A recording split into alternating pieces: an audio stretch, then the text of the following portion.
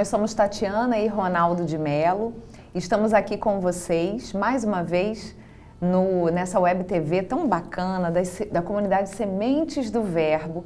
Nós somos da Pastoral Familiar, somos aqui da Arquidiocese do Rio e estamos juntos nesse nosso caminhar do Seed by Seed, a Teologia do Corpo, uma sementinha a cada episódio. Estamos começando realmente jogando uma sementinha, um embriãozinho da Teologia do Corpo, que é o amor e responsabilidade. Então aproveita, compartilha esse vídeo, compartilha todas as riquezas que esse canal tem para oferecer para tanta gente. Desde a criança até o vovô, a vovó, tem conteúdo de qualidade, conteúdo de espiritualidade para a família inteira. Então, que bom que você está aqui conosco. Faça, propague, ajude a ser um evangelizador, propagando a boa nova pela internet também. Nós não podemos estar juntos presencialmente, muitas vezes, mas que bom que a gente tem a tecnologia para nos ajudar.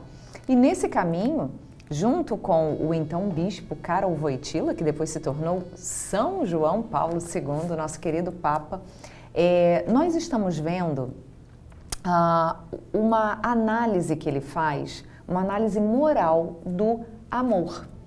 E começamos a ver no episódio passado alguns elementos visíveis que São João Paulo II nos mostra do amor vivido enquanto uma virtude, ou seja, o amor vivido de uma maneira sobrenatural, não só de uma forma psicológica, humana, mas de uma forma sobrenatural. Você anotou o primeiro elemento que nós vimos? Se você não anotou, vê o episódio anterior, mas eu já vou te adiantar. Primeiro elemento visível do amor é a afirmação do valor da pessoa. Vamos passar agora para o segundo elemento visível do amor, segundo a análise da obra Amor e Responsabilidade. O segundo elemento é a pertença recíproca. E isso é tão bonito, eu já queria adiantar um pouquinho e te trazer a palavra de Deus. A gente vê isso de uma forma tão bonita no livro do Cântico dos Cânticos, que é, na verdade, o cântico de amor de Deus para nós. É o casamento de Deus com a humanidade. E a gente diz assim, a gente vê a amada, a esposa, a noiva, que responde assim: eu sou do meu amado e o meu amado é meu. Quem olha isso fora de contexto, eu sou do meu amado e o meu amado é meu, pode achar que é uma relação de posse, de ciúme, de obsessão. Não é isso. O amor verdadeiro, ele tem essa necessidade não de tomar, mas de doar, de se dar. A pertença recíproca acontece não porque um quis se roubar do outro, não, mas porque ambos decidiram livremente se dar, se doar. Só que você só pode se dar, você só pode se doar se você se pertence. Ninguém pode dar aquilo que não tem. Se eu não me pertenço, se eu não estou num grau de maturidade a ponto de me conhecer, de conhecer os meus limites, de saber tudo que eu tenho, todas as minhas potencialidades e como desenvolver todos os talentos que Deus me deu para colocar isso a serviço do outro, eu não posso me dar. Então, essa pertença recíproca existe que primeiro eu pertença a mim mesmo, para que depois eu possa, por amor, livremente me doar para os outros. A gente percebe como que o amor vai mostrando a sua cara, né? Poderíamos dizer assim, né? O amor não tem rosto, mas a gente pode ir percebendo as suas feições, as suas características. E o Papa São João Paulo II destrincha, né, com a gente vai passar por todas essas características com vocês. É muito curioso que ele fala dessa questão da pertença e a gente pode perceber essa pertença já com pequenas características do amor. Como a Tatiana falou, se o amor é algo que quer só tirar do outro e trazer para si, não é amor. Deixou de ser amor, porque se está vindo neste sentido, é porque tem alguma coisa errada. Quando o amor vai nesse sentido, ele sai de mim e vai para o outro, aí verdadeiramente ele é amor.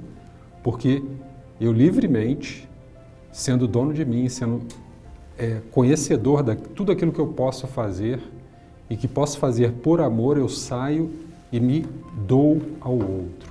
E o que significa efetivamente me dar ao outro? É estar à disposição do outro. E aqui eu vou dar um exemplo que é fabuloso, né?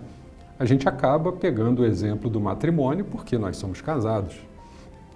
Mas se você prestar atenção nos detalhes do amor, e aí que o Papa São João Paulo II, por isso que é um livro para a gente fazer como a gente está fazendo. Percorrer poucas páginas a cada encontro, que é para a gente poder efetivamente degustar. Você já degustou aquela comida gostosa? Ou quando você vê aquele prato gostoso, tu já quer comer tudo em 3 garfadas. Blum, blum, blum. Pega uma colher de doce de leite e fica comendo devagarzinho para demorar, para acabar, para poder, né, sentir um pouquinho mais. Na prática, o que é isso? É você estender o tempo em que você consegue viver aquele momento alegre, viver aquele momento que traz para você uma alegria. O amor traz para a gente alegria, ele traz também aquelas decisões que nem sempre são fáceis, né? Compromisso, né? A gente vai ver mais para frente outras características sem querer adiantar. Mas o exemplo mais concreto que a gente pode perceber desse doar-se, desse dar-se, primeiro sendo dono de mim para o outro, é se você prestar atenção no detalhe de um casamento. Lá vem o Ronaldo falar de novo de casamento. É como eu falei, não tem como. Quase 22 anos de casados, a gente tem que falar do casamento. A gente puxa a brasa para a nossa sardinha, né? Tem um momento em que os noivos estão celebrando o sacramento do matrimônio, em que um diz para o outro, eu te recebo. Você ouviu o outro dizendo que eu estou me dando para você? Você não ouve, mas você ouve um falando para o outro, eu te recebo. Só que ninguém recebe nada sem que primeiro não tenha havido uma doação. Uma iniciativa, uma entrega. De dar. Por isso é que o Papa fala de pertença mútua.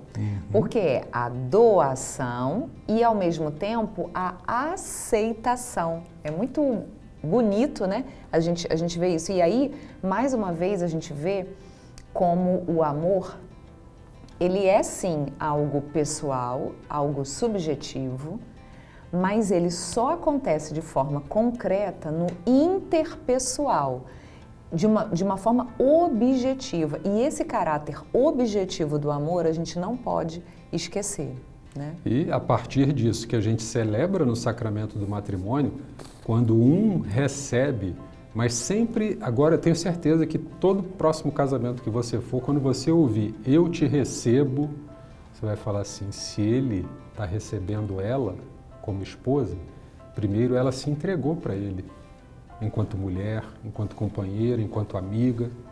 Se ela está recebendo ele enquanto esposo, é porque ele, por primeiro, por amor, da mesma forma que ela, por amor, se entregou a ela. Disse assim, olha, pelo amor que eu tenho por você, eu me entrego, porque eu sei que eu posso te amar me entregando a você, dando o bem maior que eu possuo, que é a minha vida. Se a gente percebe, e aqui a gente vai viajando, entre aspas, né? Foi o que Jesus fez quando se entregou pela sua esposa, quando se entregou na cruz. Nós, esposos e as esposas, no dia do matrimônio, no momento em que eles celebram, eles se entregam para que o outro tenha vida, para que a outra tenha vida. E essa entrega e essa pertença mútua não se dá só do ponto de vista carnal, né? A gente deu o exemplo do matrimônio, mas a gente sabe que no matrimônio ou em qualquer vocação, essa doação, fazer-se um dom para o outro e aceitar o dom do outro para mim, porque o outro também é um dom, o outro também é um presente na minha vida, isso não se dá só no plano e no ponto de vista carnal. Vamos lembrar de que o corpo é a pessoa. Então, não é só do ponto de vista material, sensual, sensorial, carnal. Inclusive, até o Papa lembra, nesse mesmo trecho, que quando a gente começa com o egoísmo dos sentidos e dos sentimentos, Isso daí é a destruição do amor, né? Porque é isso, é eu querer pegar para mim, para o meu prazer. E o caminho não é esse. O caminho é eu me dar como um dom, como um presente para o outro e, ao mesmo tempo, eu acolher o outro como um dom, como um presente para mim. Por isso essa questão da pertença mútua. O próprio nome, ponto. Egoísmo já diz tudo, né? É o meu ego indo ao ismo, né? Indo ao máximo, né? Tudo que é o ismo, né, que a gente fala, é nome de doença, né? Raquitismo, enfim, né? Então você já vê que é uma coisa que não é boa, né, pra gente.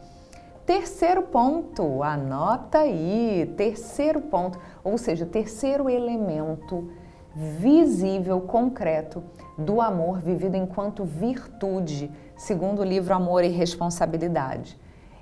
O Papa até fala que é o momento mais importante do livro, porque ele chama do terceiro ponto, a escolha e a responsabilidade. Inclusive, este livro tem tudo a ver com o título, chama né? Amor e Responsabilidade, porque agora a gente chegou no cerne, chegamos no coração desse livro ao dizer que o amor requer responsabilidade, porque as escolhas feitas por amor precisam ser responsáveis.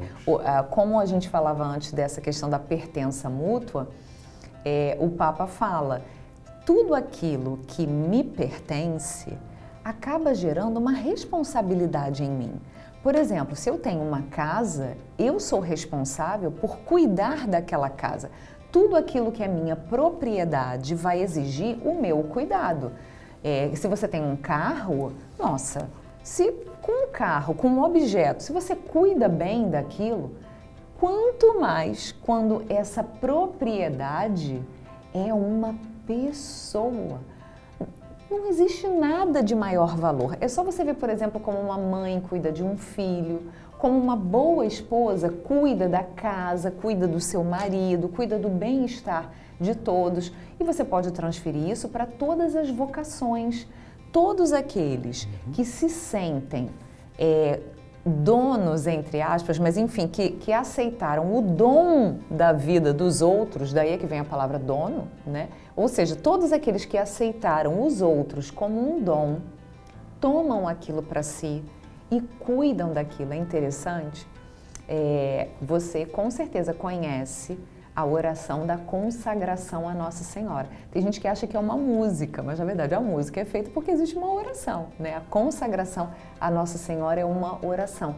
E você lembra que no finalzinho da consagração à Nossa Senhora, a gente diz como coisa e propriedade vossa. Tem gente que quer trocar porque acha feio e quer falar como filho e propriedade vossa. Não, filhos nós já somos. Primeiro que a gente não tem poder para mudar uma oração, né? Alguém fez essa oração, deve ser uma pessoa mais santa do que eu. Então quem sou eu para mudar a oração que alguém fez? Mas não é só isso. Filhos nós já somos. Nessa oração, a gente pede que Nossa Senhora nos guarde, cuide de nós e nos proteja como coisa e propriedade vossa. Eu fico imaginando se eu fosse um brinquinho na mão de Nossa Senhora. Sabe aquele brinquinho que você ama muito, que é muito precioso, uma pedrinha preciosa?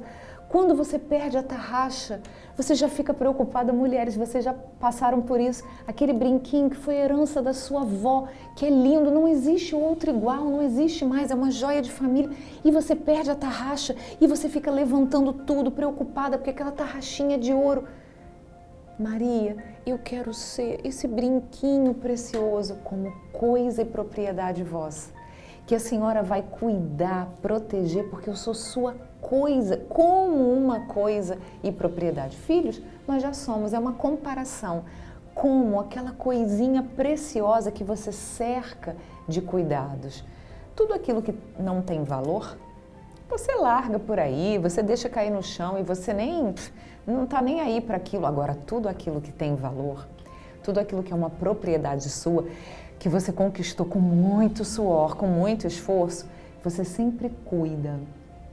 Aquilo que você escolhe amar, porque o amor é uma decisão, é uma escolha livre da sua vontade, tudo isso tem muito valor. Então isso gera em nós uma responsabilidade, né? Quando a gente tem esse compromisso com o outro.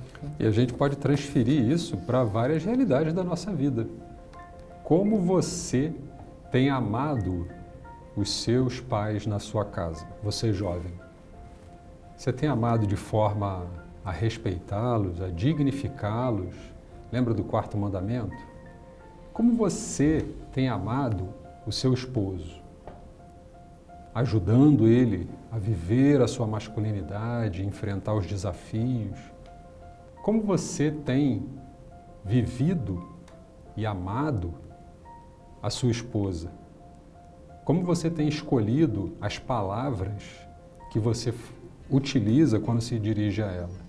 São as palavras amáveis, aquela amabilidade que o Papa Francisco fala lá na Amoris Laetitia, ou você tem falado de qualquer maneira, tem descuidado? O amor que a gente coloca, como o Papa São João Paulo II fala no Amor e Responsabilidade, vai requerer essa atitude de responsabilidade, porque esse amor vai gerar responsabilidades. Um grande exemplo disso é quando os filhos nascem. Aquela atitude de amor que o casal tem naquele momento de mais intimidade que um homem e uma mulher podem ter, e a partir dali gerarem uma vida, vai requerer responsabilidade dos dois a partir dali. A partir do momento em que eles vão decidir que educação eu vou dar para esse meu filho, e que escola ele vai estudar, que valores ele vai viver aqui em casa. Ou eu vou só falar, mas não vou viver aquilo que eu quero. Então vejam como, e eu aqui estou dando um simples exemplo, de novo de uma família, né? Mas para vocês verem como a família é a base na vida de qualquer pessoa, porque a partir da família a gente está pronto, entre aspas, a gente nunca está pronto para nada, mas para viver na sociedade, porque na família a gente vive todas essas realidades. E quando a gente vive numa família e a gente fortalece esse ambiente familiar, cada um de nós se torna pessoas mais fortes, né? Essa escolha responsável que vai manter o amor vivo até quando a sensualidade, a afetividade falharem, né? Começarem a diminuir, o que é algo normal, é justamente essa escolha. Eu escolho você. Eu vivo por você. Você é um reflexo do amor de Deus na minha vida. Ainda que de vez em quando esse reflexo seja meio ofuscado, esteja meio desbotado, mas eu reconheço o teu valor. Eu, de forma consciente e madura, te escolho e escolho cuidar de você. Eu sou responsável por você. Um bebê, uma criança bem pequena, que sabe que tem um pai e uma mãe, vive despreocupado, dorme tranquilo, porque não se preocupa, ele sabe que tem alguém responsável por ele. Então ele não se preocupa, vive tranquilamente. Se ele sabe que vai ter comida na mesa, que vai ter uma caminha para ele dormir, uma roupinha, vai ter amor, vai ter colo, vai ter beijinho, carinho, vai ter brincadeira. Uma criança bem cuidada vive feliz e não precisa de grandes coisas, não precisa estar numa casa luxuosa.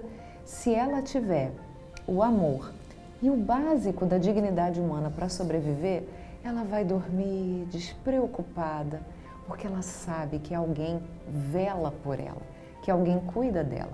No amor também é assim.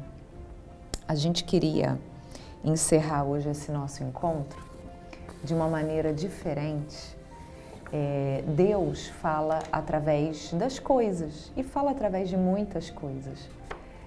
Quem aqui ainda não fez a experiência de Deus tomando um cafezinho quentinho num dia frio, aquele café que reconforta o corpo e a alma? Quem ainda não fez a experiência de Deus acordando de manhã, mesmo você estando cansado, você sai cedo de casa para pegar o ônibus cheio, mas você olha para o céu e vê aquele nascer do sol, com aquele céu pintado de 1000 cores e uma promessa de um novo dia. Se você ainda não fez a experiência de Deus no mundo criado e nas coisas que Deus nos revela, comece a fazer agora. Deus se revela, o Espírito Santo sopra onde quer. Jesus falou, a gente não consegue conter o vento do Espírito, ele pode aparecer em qualquer lugar e falar com a gente. E quando a gente estava preparando para compartilhar com vocês esse nosso episódio de hoje, Deus me fez lembrar de uma obra que eu li quando eu era criança. E naquela época eu talvez não tivesse a maturidade que eu teria hoje para entender o que Deus estava querendo me falar através de uma obra literária que não é religiosa. Mas como Deus se revela em todas as coisas, a gente pode encontrar Deus às vezes onde a gente menos espera. Então nós queremos encerrar pedindo que você medite conosco e compartilhando com vocês esses trechos tão bonitos de uma obra chamada O Pequeno Príncipe. Você já deve ter ouvido falar, é um clássico da literatura mundial. Saint-Exupéry, que é o autor, ele, de uma forma poética, bonita, fala pra gente do amor, de sonhos, de ser criança, de ser adulto. E num diálogo do Pequeno Príncipe com a raposa e também com a rosa, que o Pequeno Príncipe tanto amava e que tanto fez sofrer, porque o amor faz sofrer, nós queremos encerrar esse nosso episódio de hoje trazendo para vocês essas bonitas reflexões. Só se vê bem com o coração. O essencial é invisível aos olhos. Não lhe direi as razões que tens para me amar, pois elas não existem. A razão do amor é o amor. O amor verdadeiro começa lá onde não se espera mais nada em troca. O amor é a única coisa que cresce à medida que se reparte. O amor verdadeiro nunca se desgasta. Quanto mais se dá, mais se tem. Só os caminhos invisíveis do amor libertam os homens. Tu te tornas eternamente responsável por aquilo que cativas. E ele lhe perguntou, o que significa cativar? Cativar significa criar laços. Se tu me cativas, minha vida será como que cheia de sol. Conhecerei um barulho de passos que será diferente dos outros.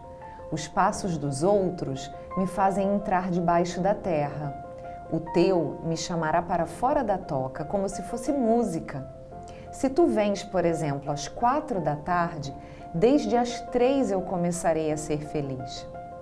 Era uma pessoa igual a 100.000 outras, mas eu fiz dela um amigo e agora ela é única no mundo. Os homens cultivam 5.000 rosas no mesmo jardim e não encontram o que procuram. E, no entanto, o que eles buscam poderia ser achado numa só rosa. A gente só conhece bem as coisas que cativou. Foi o tempo que dedicaste à tua rosa que a fez tão importante. A gente corre o risco de chorar um pouco quando se deixa cativar, mas é loucura odiar todas as rosas porque uma te espetou. Que com essa bela poesia, porque não deixa de ser uma poesia, apesar de estar escrito em prosa, mas que com esse texto tão poético, que ele possa encher e preencher um pouquinho o nosso coração e que a gente possa reconhecer Deus falando com cada um de nós e nos educando um pouquinho mais nessa difícil arte de amar. Que isso seja o empenho de toda a nossa vida. É mais uma sementinha plantada no seu coração. Amém.